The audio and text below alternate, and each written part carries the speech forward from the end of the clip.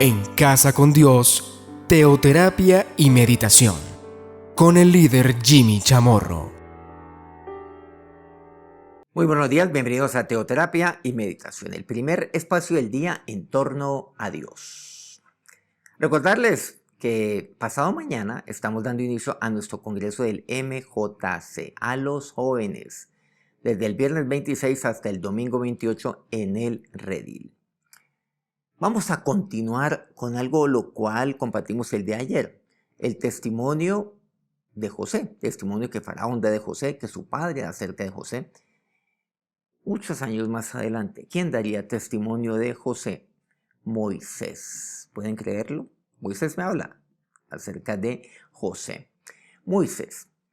Pues Moisés, ya finalizando el libro de Deuteronomio, pues ya se va a la presencia de Dios. Él muere. Pero antes de hacerlo, antes de subir al monte de Nebo, donde ahí moriría, él bendice al pueblo, a su pueblo, y bendice a las tribus, a las 12 tribus. Y miren el testimonio que da Moisés a través de la manera como él bendice a José, quiero decir, a la descendencia, a la tribu de José, ¿cómo lo hace? Deuteronomio 33:13. A José dijo, cuando dice José, Moisés, pues obviamente que José fue mucho antes que Moisés. A la tribu de José, a la descendencia de José, que le dice: bendita de Jehová sea tu tierra, con lo mejor de los cielos, con el rocío y con el abismo que está abajo. Versículo 14. Con los más escogidos frutos del sol, con el rico producto de la luna, con el fruto más fino de los montes antiguos, con la abundancia de los collados eternos, y con las mejores dádivas de la tierra y su plenitud, y la gracia del que habitó en la zarza, venga sobre la cabeza de José y sobre la frente de aquel que es príncipe entre sus hermanos. Qué manera como aquí Moisés daría testimonio de José muchísimos años después, por lo menos 4 siglos después del tiempo de José. Pero, ¿qué resalta de José? Recordemos que ayer el testimonio de su padre, antes de morir, de Jacob, ¿cuál fue? Toma a su hijo José, a sus 12 hijos en total, pero a usted le dice de manera particular, rama fructífera es José. ¿Y aquí de qué me está hablando? Con el fruto más fino de los montes antiguos, dice aquí Moisés. Entonces Moisés da testimonio que efectivamente la vida de José fue demasiado fructífera. Como decía Jacob, fue una rama fructífera. Pero mire lo que dice: y la gracia del que habitó en la zarza. La gracia de Dios cuando estoy en medio de la zarza. Ahora, también hay algo importante. Es que la zarza no necesariamente es el referente de la octava maravilla en la palabra de Dios. Por el contrario. ¿La zarza qué es? La zarza es un arbusto espinoso que es resistente y difícil de someter, que crece de forma, pues, ahí enmarañada, formando en su conjunto, va formando unos setos que son impenetrables de diferentes alturas. Su fruto, por cierto, se llama la zarzamora, seguramente esa pequeñita que tiene ahí. José fue fructificado en medio de la zarza. Y lo resume aquí muy bien Moisés. Por eso dice, y lo pone con esa figura que es muy representativa, la gracia del que habitó en la zarza. Moisés aquí ratifica con sus palabras lo que Jacob diría con su hijo cuando lo bendijo. Recordemos, el hijo a José, a ti te causaron amargura, te asaetearon, a ti te aborrecieron, te apartaron. Y aquí lo que dice Moisés, habitó en la zarza. Terrible habitar ahí en medio de la zarza, pero la gracia de Dios está allí con José. Y estuvo aún en medio de la zarza. José fue fructificado en medio de la zarza. Bueno, Moisés mismo fue llamado desde una zarza. Por eso es que Moisés habla acerca de la zarza, digamos, con tanto conocimiento. Recordemos aquí Éxodo 3:4.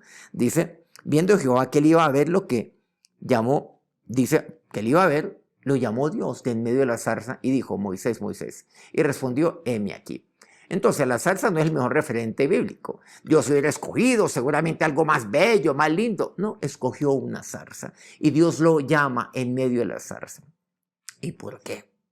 Isaías 55:8 dice, porque mis pensamientos no son vuestros pensamientos, ni vuestros caminos mis caminos, dijo Jehová. O sea, entonces, ¿cómo entender el por qué Dios aparece en medio de la zarza? Porque es que los pensamientos míos no son los de Dios. Dios se mueve de una manera muy distinta. Dios aparece donde Él quiere, Él aparece donde Él así escoja. Versículo 9. Como son más altos los cielos de la tierra, así son mis caminos más altos que vuestros caminos y mis pensamientos más que vuestros pensamientos. Y continúa. Aquí, Isaías 55:13, mire lo que dice, en lugar de zarza crecerá ciprés. Y continúa hablando, pues, otro tipo de ejemplos que pone. En lugar de zarza crecerá ciprés. Pero aquí, volviendo a las palabras a través del cual Moisés bendice, y literalmente dice a José, quiere decir a la descendencia de José, antes de subir al monte de Nebo, y allí morir. ¿Saben lo que dice?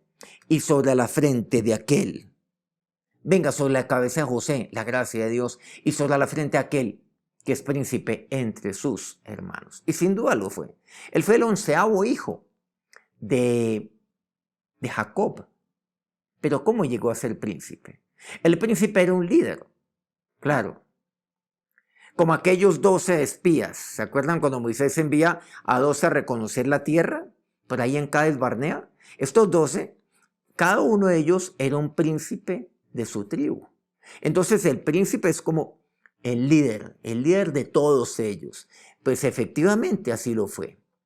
El príncipe. ¿Qué me dice la palabra de Dios en 1 Crónicas 5, versículo 1? Recordar algo, que el hijo mayor se llamaba Rubén. ¿Y qué me dice con respecto a Rubén, 1 Crónicas 5:1?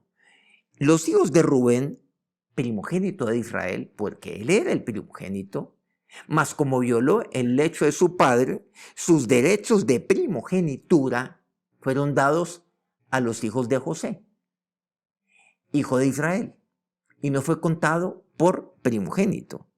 Bien que Judá llegó a ser el mayor sobre sus hermanos y el príncipe de ellos, mas el derecho de primogenitura fue de José. ¿Qué nos está diciendo esto aquí? Nos resume algo muy importante. El mayor era Rubén. Pero recordemos que los hermanos de José lo venden a unos mercaderes porque lo aborrecían, lo detestaban. Y como diría Esteban por ahí en el Nuevo Testamento, porque le tenían envidia. Lo asaetearon, como diría muy bien Jacob, antes de morir. Le causaron amargura. Entonces quedaron 11. Y de los 11, pareciera que el de la iniciativa fuera Judá. Por eso dice, Judá llegó a ser el mayor sobre sus hermanos, a pesar de que el primogénito y literalmente el mayor era Rubén. Rubén era el primogénito. Judá llegó a ser el mayor entre sus hermanos. Entonces aquí vemos el primogénito por un lado y el mayor. La primogenitura era de Rubén, pero el otro actuaba como si fuera el mayor de todos ellos y como el príncipe de ellos. Pero el derecho de primogenitura fue de José. Porque en últimas, pues claro, así lo determinaría Dios. Y en últimas, llegaría a ser como el mayor. ¿Por qué? Porque él velaría por sus hermanos, cuidaría de ellos incluso cuando su papá muere.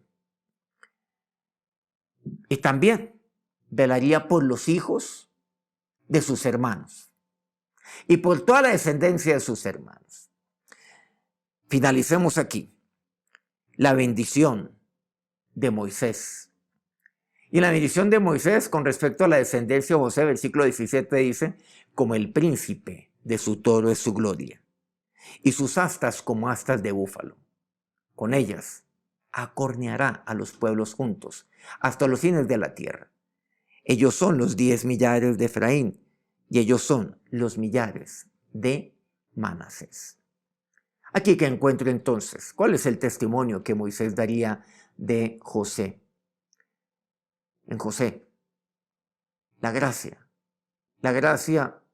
de Dios, o mejor, la gracia que Dios le concedía a José en medio de la zarza. Él vivió en medio de la zarza, dice Moisés. Estuvo allí en medio de la zarza, rodeado de espinas, rodeado de un ambiente hostil, rodeado de sequedad, pero la gracia de Dios estuvo allí. La gracia que fue derramada por Dios en medio de la zarza. Seguramente usted puede encontrarse en medio de la sequedad en este momento.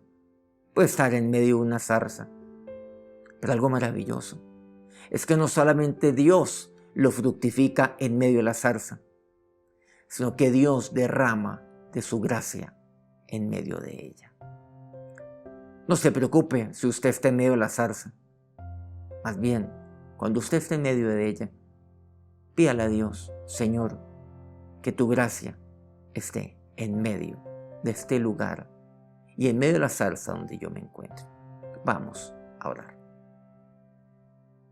No importa, Dios, aún que yo sea puesto ahí en medio de la zarza, que yo sea allí puesto en medio de espinos, que esté rodeado de espinos, que esté rodeado de aquellos que quieren herirme, asatearme. No importa. Hoy yo te pido, Señor, que tu gracia sea, dígale a Dios, sobre mí en medio de la zarza.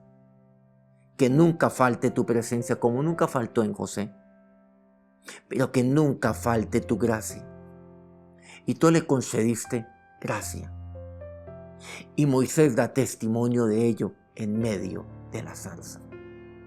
Aún en medio de la sequedad, en medio de los espinos, en medio de todo ese enredo en el cual se encontraba o fue puesto José. Pero tu gracia fue sobre él. Tu gracia sería allí evidente. Aún en momentos de adversidad, en medio de esa zarza, cuando él llegó a la casa de Potifar, en medio de esa zarza carcelaria, tu gracia también fue allí. Pero tu gracia sería también la que tú le concederías delante de Faraón.